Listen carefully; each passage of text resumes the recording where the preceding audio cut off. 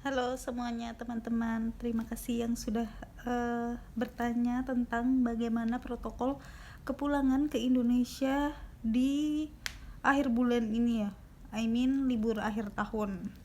Karena peraturannya berbeda dengan sebelum-sebelumnya. Kalau teman aku tuh selisih 1 minggu yang lalu, dia itu nggak ada karantina, tapi sekarang ada karantina. Jadi alurnya begini, waktu kita pertama kali berangkat ke Taiwan, berangkat dari Taiwan ke Indonesia, itu kan waktu kita check in ditanyain sertifikat PCR-nya. Terus kalau misalkan negatif, oke, kita diizinkan untuk melanjutkan perjalanan, check in dan lain-lain. Nah, waktu check in itu kita jadi di counter check in-nya itu officer-nya mereka punya beberapa barcode dari berbagai negara gitu ya. Salah satunya Indonesia. Barcode-nya itu. Nah, barcode itu tuh diisi untuk rekam perjalanan kita gitu.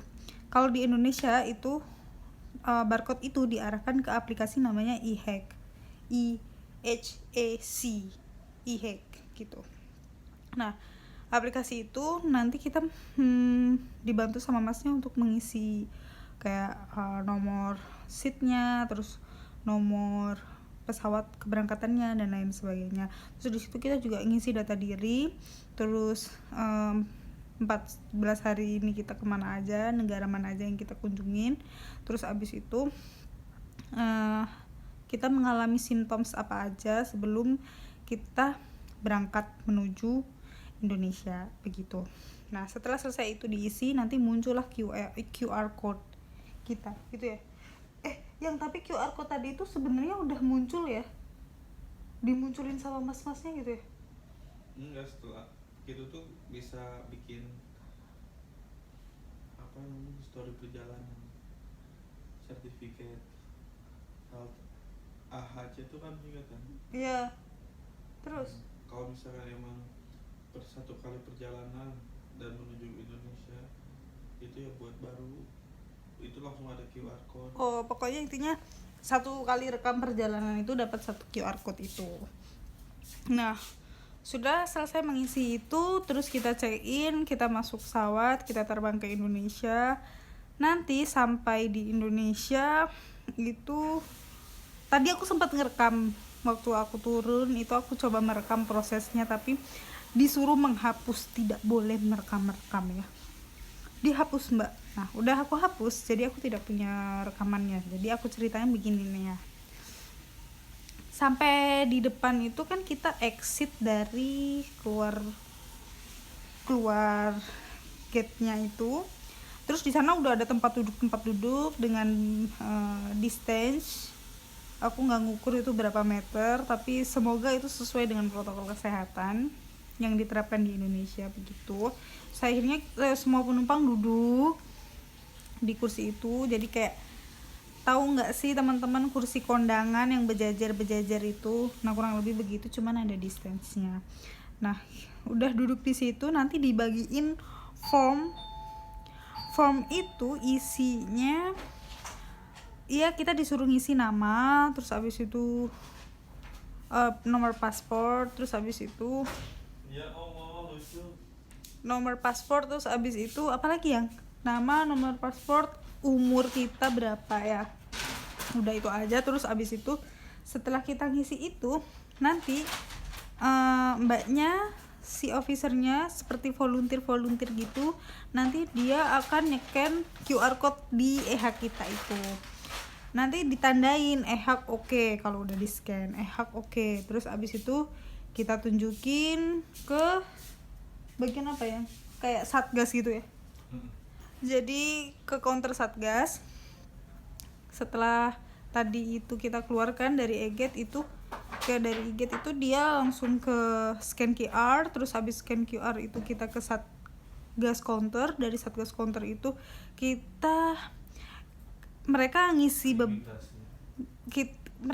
form, si satgasnya itu ngisi form kelengkapan kita. Contohnya kayak QR code-nya udah lengkap, terus ada sertifikat, terus ada ini gitu. Pokoknya kelengkapan kita. Setelah itu kita diarahkan ke imigrasi. Habis dari imigrasi kita ke baggage. Habis ke baggage terus kita semuanya dibawa ke bus ya yang ya. Iya. Ke bus. Jadi Dikumpulkan. jadi semua dikumpulkan tuh, rombongan-rombongan udah berjejer bus-bus tuh. Kita kayak jamaah haji gitu, guys. Jamaah haji udah isi bus paling depan udah penuh, pindah ke bus paling belakang, begitulah. Bus paling depan tujuannya hotel ini, bus kedua tujuannya hotel ini. Jadi semua warga negara, baik itu warga negara Indonesia atau warga negara asing yang datang ke Indonesia itu sekarang itu karantina. Lamanya 5 hari. Tapi tadi aku nanya ke petugas-petugas, dan petugas-petugasnya itu nggak banyak yang benar-benar paham kenapa. Bahkan yang waktu scan QR dia bilang, "Mbak, kita karantina di mana?" "Mbak, nanti karantina di Wisma Atlet." Bisa aja sih karantina di hotel tapi bayar sendiri. Oke, gitu. Terus abis itu sebelum aku masuk imigrasi aku sempat nanya lagi, katanya enggak, kita nanti karantinanya di luar Wisma Atlet. Soalnya aku bilang, kalau misalkan di Wisma Atlet nggak mau, soalnya kan Wisma Atlet kan zona merah ya. Nah, kita yang udah datang dari Taiwan, which is Taiwan lebih aman ketimbang Indonesia, terus kita udah bawa PCR negatif, kita datang ke zona merah kan kayak bunuh diri aja gitu kan. Kecuali kita nggak punya PCR result gitu oke lah gitu. Terus habis itu alhamdulillah ternyata kita ke hotel bukan ke Wisma Atlet. Cuman random aja nih, kita nggak bisa milih hotelnya ya.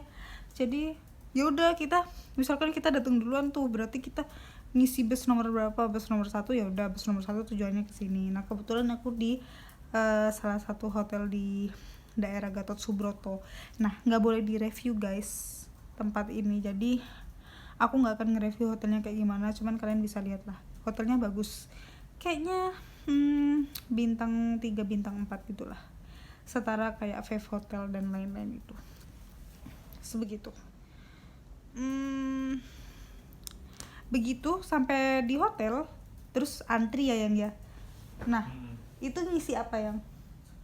Cuman ini rekap siapa aja peserta karantina.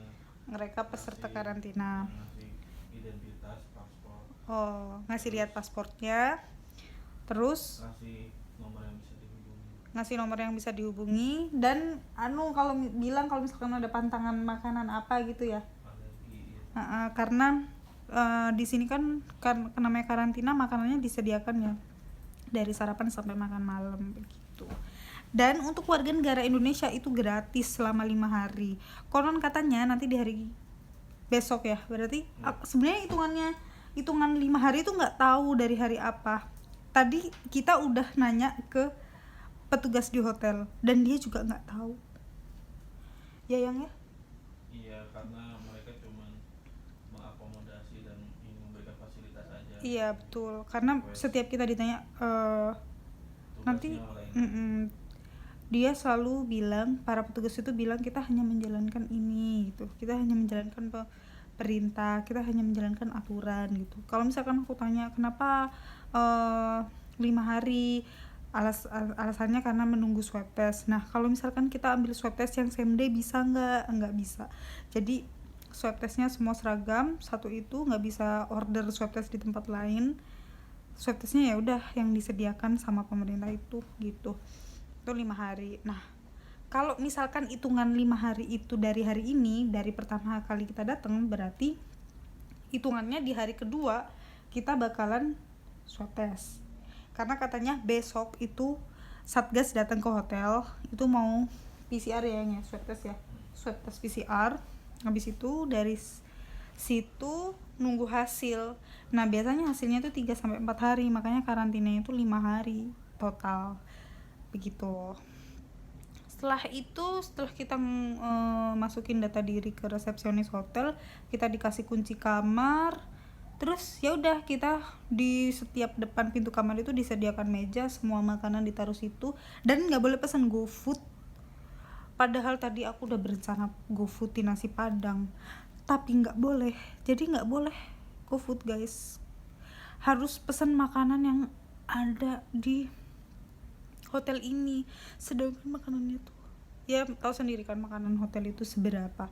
Nah gitu alasannya karena